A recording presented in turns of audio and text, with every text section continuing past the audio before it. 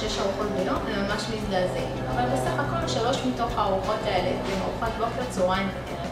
ואז בערב אפשר לנשנש. אז היום יש המון סוגים של נשנושים שהם יחסים דלים בקלוריות, כמו גלידו דיאט, קרטיבים דיאט, מעדנים דיאט, כמובן שיש את הפירות, ויש שוקולד 92 וחלבה לייט.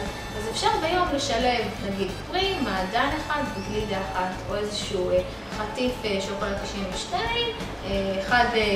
איזשהו קרטיב לייט וחלבה דיאט, ולעשות את הארוחות האלה שהן ארוחות מפנקות והן יחסית דלות בקלוריות.